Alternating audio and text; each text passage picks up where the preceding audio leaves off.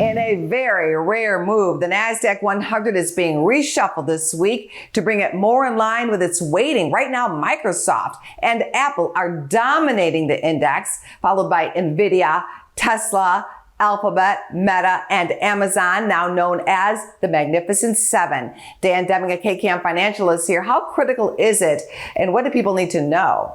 Well, I think it's going to be very critical from a couple of fronts, Angie, this week. As you mentioned, the rebalance being a big part of the possible volatility that we could see later this week. Couple that with earnings throughout the week as well on these big tech names. So this is going to be a very important week for the tech sector after we did see some weakness there last week as to if this is going to be a temporary top and we're going to see some mean reversion, or is it going to continue to maintain this outperformance that we've realized for the first half of the year?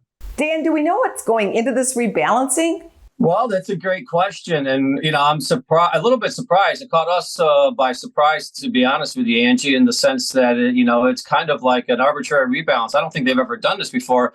And I'm wondering if they just feel that, the cap-weighted names are just too heavy of constituents in the index, and they feel a need to rebalance back to some type of more, balanced type of portfolio. And, that's something that a lot of indexes out there, especially equal weight indexes, do on a yearly basis. But this is the first time, to my knowledge, that we've ever seen a major index like the NASDAQ try to adjust the cap-weighted exposure within the index. And it's all because big cap tech is just too heavy in the market. But then again, investors have been snapping up those tech stocks.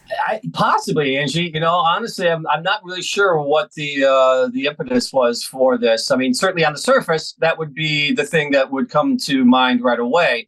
But I don't know if there's more to it or not. But bottom line is that, yeah, it appears that they just feel that the top 7 names or so are just too heavily weighted and having too much of an impact on the index when you look at the price action. It's also a Fed week, Dan. What's the expectation? Quarter point, Ange, and then we'll see. I think the key this week will be in the message that will be delivered after what I think the market certainly expects is a quarter point hike. Thanks so much, Dan. Have a great week.